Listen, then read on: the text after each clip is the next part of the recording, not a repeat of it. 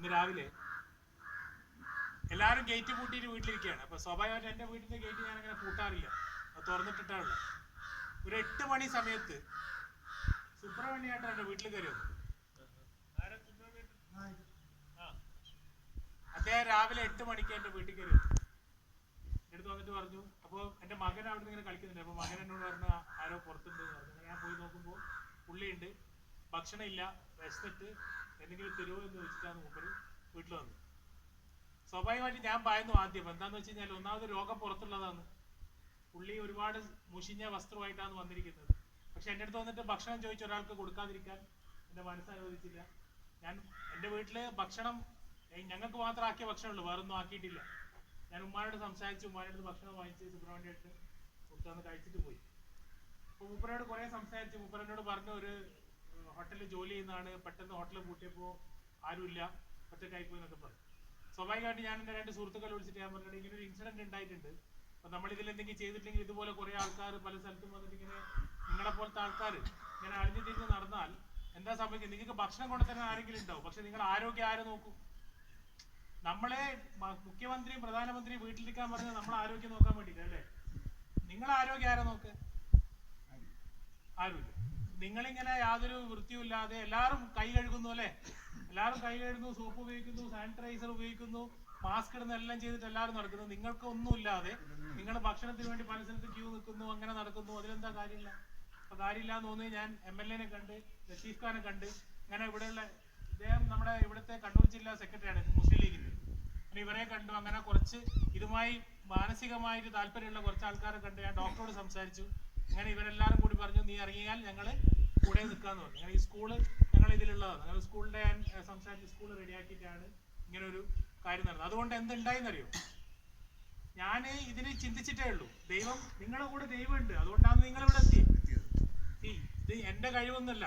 ഞാൻ ഇതിനെ കുറിച്ച് ചിന്തിച്ച് ഞാൻ വിളിക്കുന്ന ആളുകളൊക്കെ എന്നോട് പറയാ നീ ഇറങ്ങിക്കോ, ഞങ്ങൾ കൂടെ ഉണ്ട്. അങ്ങനെ നിങ്ങളെ കൂടെ ദൈവം ഇല്ലായിരുന്നു എങ്കിൽ ഒരിക്കലും വിളിക്കുന്ന ആളൊക്കെ എന്റെ കൂടെ നിൽക്കൂല. ഒന്ന്. രണ്ടാമത്തെ കാര്യം നിങ്ങൾ നോക്കേണ്ടത്, ഇപ്പോ നമ്മുടെ റാംജിക്ക് അസുഖം വന്ന് ഹോസ്പിറ്റലൈസ്ഡ് ആയി.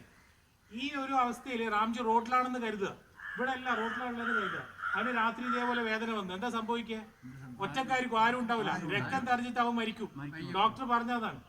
പത്രത്തിൽ സാധാരണ ചരമകോളത്തിൽ ഒരു അജ്ഞാത മൃതദേഹം ലഭിച്ചു എന്നുള്ള ന്യൂസ് മാത്രമേ മാറൂ. അവനിപ്പോ വളരെ സുഖം പ്രാപിച്ച് ICUവിൽ എല്ലാ ഫെസിലിറ്റീസോട് കൂടിയിട്ട് എല്ലാ സൗകര്യങ്ങളോടും കൂടിയിട്ട് റെഡിയായിട്ട് തിരിച്ചു വരുവാണ്. അപ്പൊ അതിനെല്ലാം ഓരോ നിമിത്തങ്ങൾ ഉണ്ടായി. അവനെ ഹോസ്പിറ്റലിൽ കൊണ്ടുപോയി ഞാൻ എന്തെങ്കിലും ചെയ്തോ? ഇവരെ വിളിച്ച് ഈ കുട്ടികളാണ് അതിന് വേണ്ടിയിട്ട് കൈകാര്യം ചെയ്ത്. അപ്പോൾ നിങ്ങളെ കൂടെ ദൈവം ഉള്ളത്, ഞാനല്ല. അപ്പൊ നിങ്ങളെ കൂടെ ദൈവമുണ്ട്. നിങ്ങളിങ്ങനെ നന്ദി കാണിക്കേണ്ട ദൈവത്തോടാണ്. ദൈവത്തോട് എങ്ങനെ നന്ദി കാണിക്കേ? ദൈവം നിങ്ങളുടെ അടുത്ത് വരുമോ നന്ദി വാങ്ങാൻ വേണ്ടി? പ്രാർത്ഥിക്കണ്ട. എന്തിനാ പ്രാർത്ഥിക്കുന്നത്? ഞാൻ പറയും നിങ്ങൾ പ്രാർത്ഥിക്കണ്ട. അതിനേക്കാളും വലിയ കാര്യങ്ങൾ ഒരുപാട് ചെയ്യാറുണ്ട്. നിങ്ങൾ സമൂഹത്തിൽ ബുദ്ധിമുട്ടില്ലാണ്ടിരിക്കുക, ബുദ്ധിമുട്ട് ഉണ്ടാകാതിരിക്കുക. നിങ്ങൾ മദ്യപാനം അതുപോലുള്ള കാര്യങ്ങൾ ദുശീലങ്ങളിൽ നിന്ന് മാറുക. 16 കൊല്ലം സിഗരറ്റ് വലിച്ചാളാണ് ഞാൻ. ഇപ്പൊ 5 കൊല്ലം സിഗരറ്റ് വലിക്കാത്തത്. ഒരൊറ്റ ദിവസം കൊണ്ട് നിർത്തിയത്. അന്ന് എനിക്ക് മനസ്സിലായ നമ്മൾ മനസ്സുകൊണ്ട് വിചാരിച്ചാൽ എല്ലാം നടക്കും. 16 കൊല്ലം തുടർച്ചയായിട്ട് സിഗരറ്റ് വലിച്ചു. എൻ്റെ ശരീരത്തിൽ നിക്കോട്ടിൻ അംശങ്ങളൊക്കെ ഉണ്ടായിരുന്നു. ഒരൊറ്റ ദിവസം രാത്രി കൊണ്ട് എനിക്കത് സ്റ്റോപ്പ് ചെയ്യാൻ പറ്റി. എല്ലാവർക്കും അത് സ്റ്റോപ്പ് ചെയ്യാൻ പറ്റും. അതുപോലെ തന്നെയാണല്ലോ ഇപ്പൊ ഈ ഇത്രയും ദിവസം നിങ്ങൾക്ക് ഈ മദ്യപാനമൊന്നും ഇല്ലാണ്ട് നിൽക്കാൻ പറ്റില്ലേ? എന്നെ കാണുമ്പോൾ നന്നായിട്ട് ഭക്ഷണം കഴിക്കുന്നതായിട്ട് തോന്നുന്നില്ലേ? ഞാൻ ഒരു കാലത്ത് നന്നായിട്ട് ഭക്ഷണം കഴിക്കായിരുന്നു. കഴിഞ്ഞ 1 വർഷമായിട്ട് ഞാൻ ഒരു നേരം ഭക്ഷണം കഴിക്കുന്നു. 1 വർഷമായിട്ട് ഒരു നേരമാണ്. നിങ്ങൾ ഈ പറയുന്നില്ലേ രാവിലെ ചായ കിട്ടിയില്ല, അത് കിട്ടിയില്ല, ചായ കിട്ടാത്ത നിങ്ങൾക്ക് വരെ ബുദ്ധിമുട്ടില്ലേ? ഞാൻ 1 വർഷമായി ഇപ്പൊ ഒരു ചായ പോലും രാവിലെ കുടിച്ചിട്ട്. ഞാൻ രാവിലെ ചായ കുടിക്കാറില്ല. ഫുൾ ടൈം വെള്ളമാണ് കുടിക്കുക. 100% വെള്ളം മാത്രമേ കുടിക്കൂ. ഉപ്പിട്ട നാരങ്ങ വെള്ളമാണ് കുടിക്കുക. ഒരു നേരെ ഭക്ഷണം കഴിക്കും. 1 വർഷമായി. എല്ലാം നമ്മുടെ ശീലങ്ങളാണ്. എല്ലാം നമ്മളെ മനസ്സുകൊണ്ട് ചിന്തിച്ചിറങ്ങിക്കഴിഞ്ഞാൽ എല്ലാ കാര്യവും നടക്കും.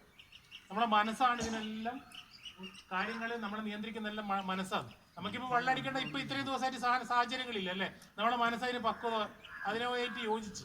അതുപോലെ എല്ലാ കാര്യങ്ങളും നമുക്ക് അങ്ങനെ ചെയ്യാൻ പറ്റും.